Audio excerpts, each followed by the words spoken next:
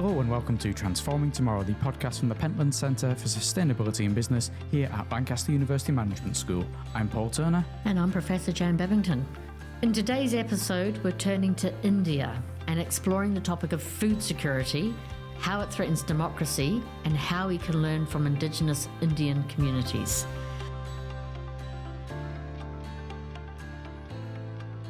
Have you had a nice lunch, Jan? I've had a really nice lunch, thank you. Did you have a nice breakfast? Yes, I did. Did you have a nice dinner last night? Yes. I don't want to feel like you're going through some kind of food diary with me, and I'm going to ask. But the reason I bring this up is because one of the topics we're going to be discussing today is all around food security and food inequality. Indeed, and I think I know that I'm very lucky that I've mostly always known where my next meal is coming from, but that is not the experience of everyone in the world, and I think it's important to highlight that. Yes, because we probably do take it for granted that we'll have the traditional 3 square meals a day and that we have the ability to have that, the resources out there to be able to go and get that food and the money to be able to buy the food. But not everyone in the world has it. And we're going to be speaking to someone today who's going to shed light on the situation where there are people who do suffer from food poverty, food inequality. Excellent. So who are we going to talk to then, Paul? Well, we're joined today by Biraj Patnaik, who is the Executive Director of the National Foundation for India, who work all around issues such as food poverty and food inequality in India. Hello, Biraj. Good afternoon. Lovely to have you with us. Yes, thanks very much for joining us, Biraj. So, first of all, can you tell us a little bit about what the National Foundation for India is and what your mission is? Well, the National Foundation for India is one of India's oldest independent philanthropies, which was set up by some of the most eminent Indians of their generation. And we work towards enabling social justice. We work with communities from the margins, the Dalits or the what is known as the untouchable castes of India, minority communities, including ethnic and religious minorities, and also with the lens of gender in young people. We support smaller organizations of indigenous communities across the country, or organizations working with indigenous communities, and we work directly with communities as well, especially in the northeastern states of India. What's your connection to Lancaster University? Well, that's more of a personal connection in the sense that I have worked on the right to food for close to 3 decades now. As advisor to India's Supreme Court on food issues, as somebody who was involved in the drafting of all the major laws that you have, primarily the National Food Security Act and all the programs that you have for food security in India over the last 30 years. Lancaster University in the sociology department, has a major project running on food equity. And that's something I've been an advisor on since it started. And I'm on the advisory panel, and I delivered the annual public lecture last year at Lancaster as well. That's brilliant. And here I think there's a really strong connection across to some of the previous podcasts that we've had looking at human rights. And often we've been looking at the rights of nature, but the right to food seems so pivotal as well. And that's something that isn't always, enshrined in acts of parliament. But actually, is that novel? Is that really important? How did that come about? Well, the reason why the right to food is not part of the discourse as an established right has a different history in different parts of the world. So, for instance, it goes back to the Cold War, really, why many Western countries did not enshrine the right to food as a fundamental right through legislation. Because there was this big debate back then on the primacy of civil political rights, on one hand led by the Western Bloc, and the socioeconomic cultural rights on the other hand, of the Soviet bloc. And which is why, even the most progressive, wealthiest countries in the world, the United States, for instance, have consistently opposed socioeconomic rights. And that's where we are. And it's a concern now because, as you know, inequality is pushing us towards a world where it's no longer a third world problem. It's no longer a problem of the global south, but it's a problem worldwide. And in the UK, for instance, if you look at the number of people, the children, a quarter of UK's children face food poverty, which is appalling. The child poverty rates, the increase in people going to food banks, for instance. Now, in India, it's a slightly different history because, like with most countries which became independent in the middle of the last century, it was felt when the constitutions were being written that it was not possible with the limited resources because imperialism had completely pauperized the economies. It was not possible with the limited resources then to guarantee a right to food as a post-colonial legacy. And therefore, it was enshrined in constitutions as something that would be progressively realized. More of a direction, or what we called a directive principle of state policy, a nudge to the government to say that, look, of course, economic social rights are important, and civil liberties we can assure right away, but the economic, cultural, social rights is something that we strive for. And it took a long time for India to achieve this right, and we got it legislated only in 2013 in India, in the National Food Security Act, something that I had worked for many years. That almost seems like ridiculously recently, given the history of famine in India. And you talk about when the UK was there as the colonial power, and I know there were lots of issues around famine at the time, and some of the people in charge didn't want to admit there were famines. Sometimes they wouldn't get asked for aid. I think particularly was it during World War II, there was issues of famine in India, but because of what was going on with the conflict, the people in charge from the UK side over in India didn't want to even admit there was a famine because they didn't want to ask for resources that they didn't think they would get. And so for it to have taken 70 years after the end of World War II for this act to be enshrined seems like it was an awful long time. Do you think it also took a lot of persuading, maybe, because you talk about the caste system in India, the people at the top of the caste system maybe didn't see it as big of an issue as those who were more affected by it? Yeah, I think the backdrop to this would be the following: that when we attained independence, the recurrence of large-scale famines stopped almost immediately. And of course, the seminal work done by the Nobel Prize-winning economist, Professor Amartya Sen, showed the connection between democracy, a functioning democracy, and the absence of famine. Because you always had democratic pulls and pressures, which ensured that large-scale hunger and starvation, which unless there was a war or a civil war or a big society breakdown, you would not see. And there's evidence from across the world on that. But what happened in our societies was that hunger, you can't see it, you can feel it. It's like heat, right? So hunger was very widely prevalent. And malnutrition, which is linked also to food, malnutrition has many, many causes.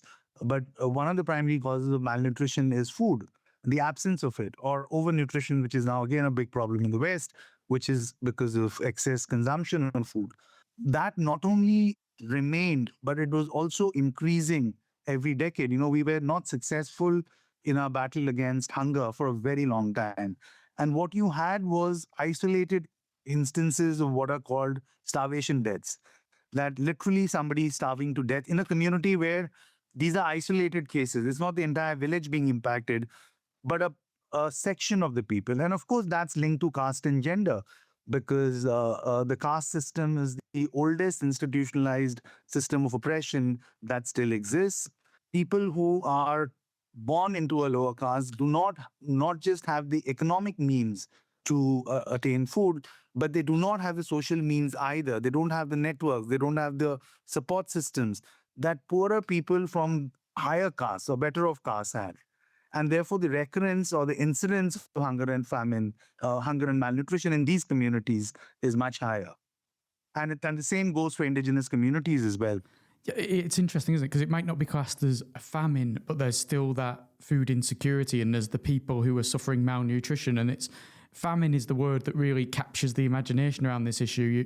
You talk historically about India, and then more recent decades, Africa. There was, it was recently been the 40th anniversary of Band-Aid as raising money for the famine in Ethiopia. So you see it on the news, but you don't necessarily see, the individual cases in communities or the families that in communities. And if it's not the whole, you don't necessarily see the smaller parts. Yeah, you're absolutely correct. And what makes this dichotomy very stark in India is that after 1970s, when we had the Green Revolution, the late 60s, 1970s, India is self-sufficient in food grains. There are very few food grains like pulses that we export.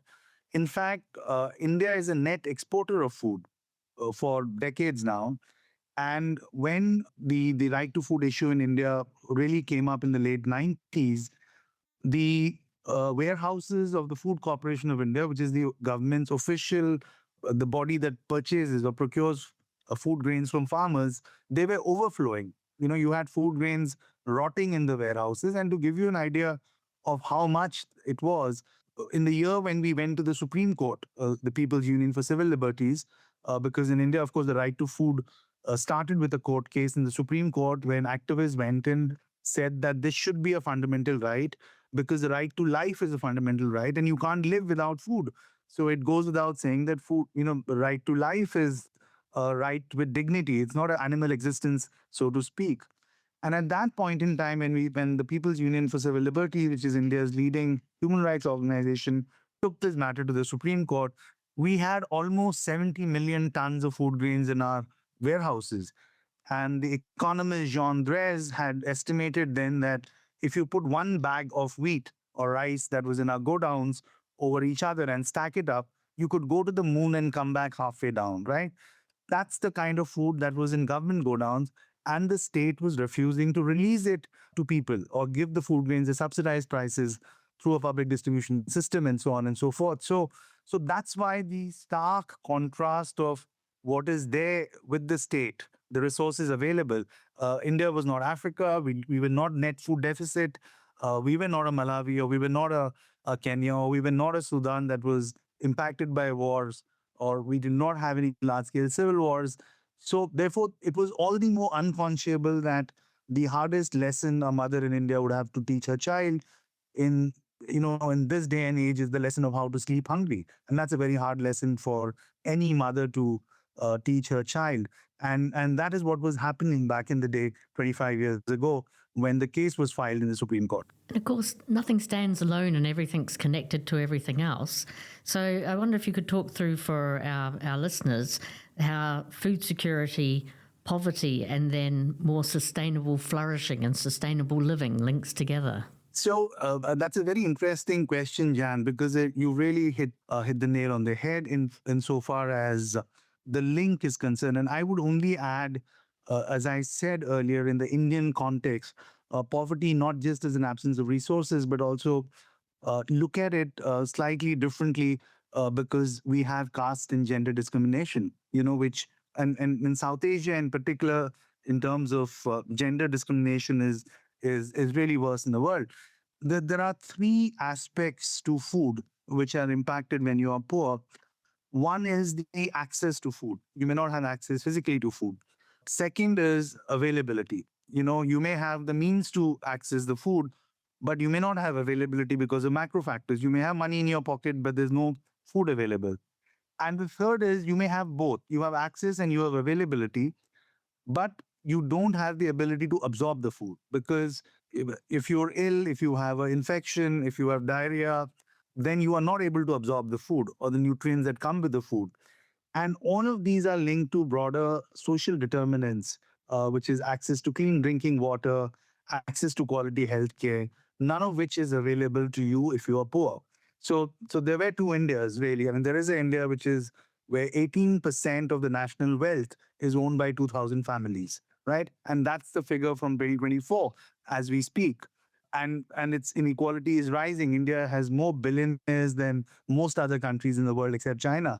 We're number 2 in the list of billionaires. We're adding a billionaire a day almost in this country or a week.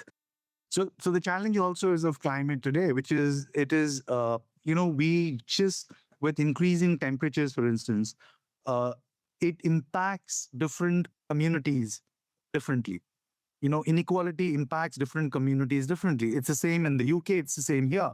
So I am also affected by the heat, but I have an air conditioner.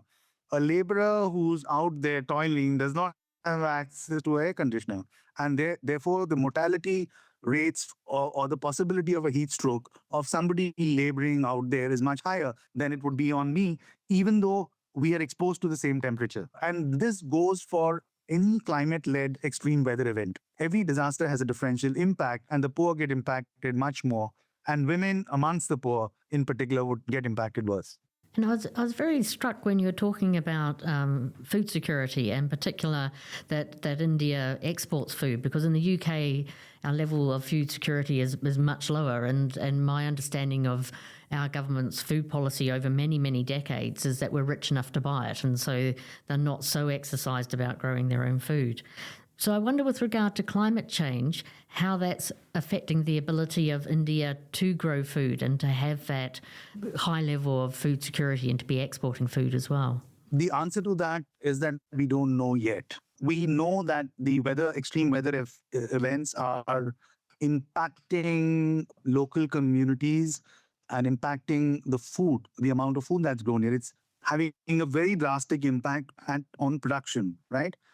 But we are not seeing that impact at the level where it's affected the macro numbers. If anything, productivity has been growing in India because of technology, because of more intensive means of agriculture and so on. But with the kind of projected rise in temperatures, it is going to be much worse, because sea level rise means India has a very large coastline. So large parts of India will go underwater in the next 50 years. And we know that large parts of the world will go underwater, which is not only going to just impact food security, but also create a very large number of climate refugees across the world. Again, not a problem that's going to impact India, but our neighborhood. If you just look at South Asia in particular, but we don't see the impact as of today. If anything, India continues to export food grain. There's no let up in production, but the situation that is not going to be this way for too long.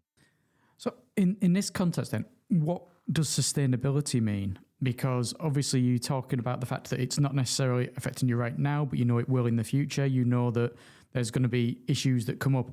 How do you create a kind of a sustainable environment whereby there will be an ability to carry on supplying food to people and to try and eliminate food inequality? Now, for that, the answer is much easier, because we know the solutions, even though we do not want to implement them. And a large section of the world today continues to take the path of denying the impact of climate change, or that climate change is a problem, because we live in such a divisive world that we can't seem to agree with something that is staring us in our faces. And again, across the world, more in the West than here, of course, because communities are directly impacted. And the solution really is to move away from a system of production, of industrialized production of the West, where agriculture has essentially become a process of converting petroleum into crops, which is a very, very high dependence on machinery. You can have large farms in the UK with just intensive use of machinery, intensive use of pesticides, weedicides of every kind, all of which require energy to produce. And the way forward is very simple, which is agroecology. Agroecology essentially looks at the food system as a whole. It does not look at food as something that needs to be produced, quantified to maximizing the production out of acreage, but looks at involving local communities in a way and building a food system based on local cultures, identities, traditions, reducing the use of artificial inputs like fertilizers or pesticides and so on. And it's been tried out in communities across the world. It's very successful. In the short term, of course, it leads to a fall in production, but there's enough evidence to suggest that in the long term, it actually increases productivity. Because if you take India's own experience, in the regions where we had the Green Revolution, when we transitioned into a very industrialized way of producing our food grains, now all of those states, Punjab, Haryana, where this was extensively practiced, the soils are dead because of overuse of pesticides. The water table has gone down to levels where you can no longer access water, groundwater for agriculture. And they are now being forced to move into agroecological ways of production out of necessity, out of compulsion, rather than by choice. So there is a way of doing it, and it's proven. Now, Jan very interestingly said, well, in UK, we can afford to import our food. Therefore, we don't grow it ourselves, which is, of course, one way of looking at it. But that also comes at a huge ecological cost, because the food miles incurred in putting a particular item of food on a shelf and providing consumers a choice in the UK is costing the planet, right? how long can we bear that cost where a consumer has access, of course, of multiple fruits being flown in from across the world, irrespective of the season, on their supermarket shelves, right? And the corporatization of the food chain has its own ill effects, as we know, because it takes away the autonomy of food cultures, which is what the UK has been seeing for decades now. The consumer may be able to afford the food that's in the supermarket, but the planet cannot, and therefore that needs to change. So it's a trade-off between what is sustainable long term and the interest of consumers in the developed world, vis-a-vis the producers in countries like India, or in Latin America, in Brazil, or in Africa. And those points are absolutely, electrifyingly important. And I think our listeners will gain a lot from making that connection. And here I'd like to point our listeners towards Series 1. And we did an extended set of episodes looking at the Lake District farmers. And I don't know if we actually used the word agroecology, but it was exactly those principles. So how you rebuild carbon in the soil, how do you move to a farming system that has much lower inputs, but also one that respects the food culture and the history of the Lake District, and how farmers for many, many generations have been creating food and feeding both their local and further away communities. So I think there's a really good parallel there for us, all countries and all farming systems to learn from. Which brings me to asking about the businesses and the organisations you work with, Biraj, as part of the National Foundation for India. How do you work with them, and are these some of the issues that you cover whilst working with them, and how does it help to further the campaigns around food inequality? I would say our work is at three levels. One, of course, is the work directly with communities. And there our attempt, because our institutional mandate is primarily to work with communities which are on the margins. We work with indigenous communities to understand their traditional practices, because these are communities who have protected our forests, who have a relationship with nature that we can never hope to have in our urban areas, who have made nature a part of their life in ways that we can only envy anywhere in the world. And therefore, in many ways, they are the most advanced civilizational, they operate on very advanced civilizational principles that factor in the rights of nature over greed or production, and so on and so forth. So that's work that we do with communities. We also advocate with governments through networks that we create of indigenous communities from different parts of India who share their learnings and try to bear that on policy making. And third, of course, we work with institutions like Harvard University and Lancaster and others on the research front to bring in cutting edge researchers to look at what indigenous communities are practicing in India. Researchers also share what they know of the future of modeling on food security, on climate, the impact of climate on food security in the future. And we try and factor them in for recommendations to be made for policymakers in India. So I would say we do work at all three levels, which is the micro, the macro, and also the global to some limited extent. Biraj, what inspiration can we draw, all people around the world, from what's going on in India in terms of addressing these issues of food inequality? So I think there are a few lessons from India that the world can draw, because India has also drawn its lessons from Brazil, from other countries across the world when we did our programming. I mean, the first lesson is, of course, to legislate or to have a guarantee, whether through constitutions or through laws, on the right to food. We must reach a point where we say that, look, no mother should have to teach her child the lesson of how to go hungry. No one in the world should go hungry today, when we have many times over the food that we would need to feed the whole world. So I think that's fundamentally a lesson. India has done it. Others could learn from it. It's still patchy in its implementation. It's not perfect. But India, Brazil, many other countries have adopted the rights-based approach to food security and have achieved it. That's number one. Number two, India needs to learn from its own indigenous communities, and the world needs to learn from indigenous communities globally on how do we strike a balance with nature where we become less extractive, where we do not make every interaction with nature transactional, but go back to understanding the cultural, spiritual link with nature that our ancestors had, and to regain some of that, because we have no choice, essentially. If we do not recognize the rights of nature, as a former boss of mine always used to remind me, there are no rights on a dead planet, and the planet is dying. So this is a lesson I think that all of us need to collectively learn if we have to survive as a race. And I think the lesson that the world and India refuses to learn is the lesson of moving towards governance systems which are more equitable, and that's something India needs to learn from parts of the world which are more equitable, and the world needs to learn it from them as well. Where growing inequality is going to be the factor that will drive not just food insecurity, but it will make our democracies redundant.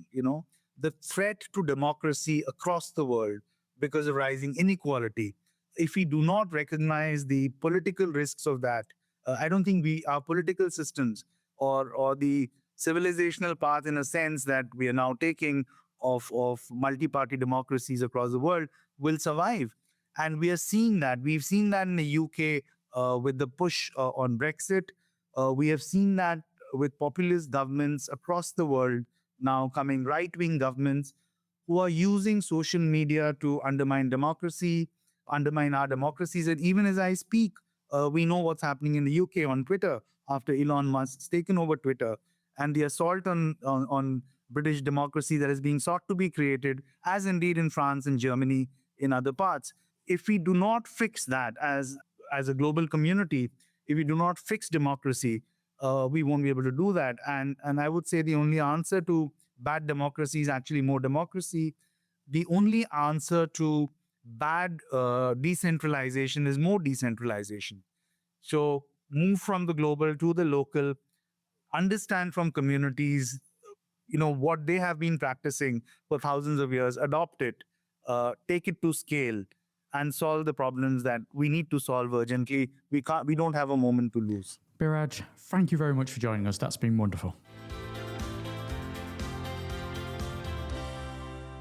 It's really interesting, isn't it, Jan, how speaking to Biraj over there in India, so many of the concepts that he speaks about, and we talked about the soils, about agriculture, about learning to work and live within your means almost, not just as individuals, but as a country, can be applied there in India and also over here in the UK, and I'm sure all around the world.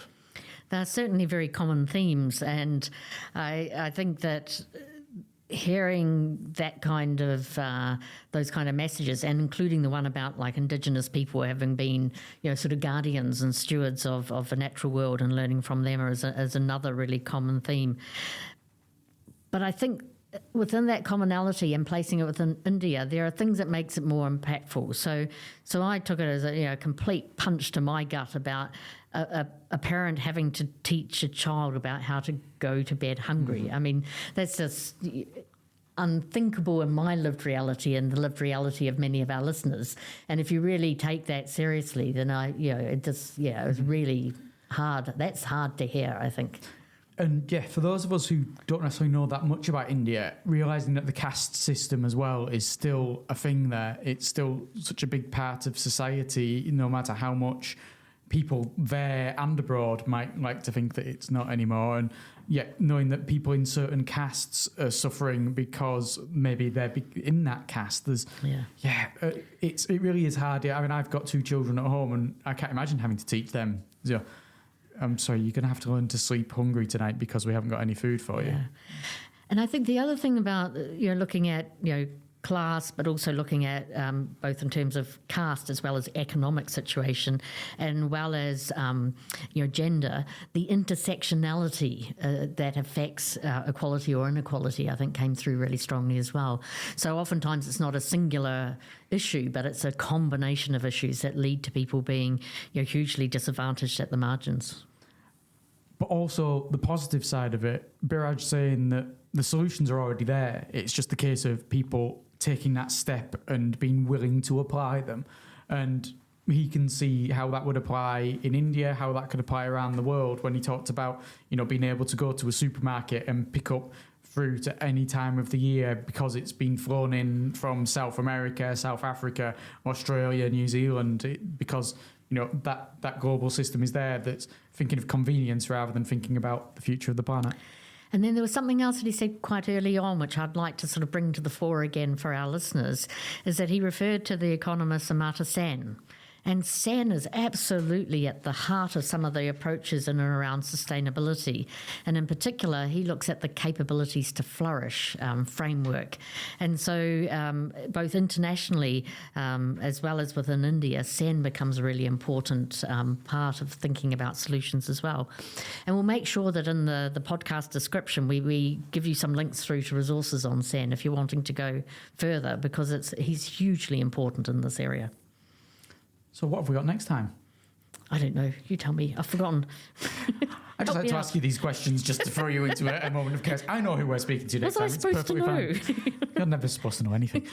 So yeah, we're going to be talking to Rebecca and also Steve Kramer from Perifas, all about Industry 5.0 and Society 5.0.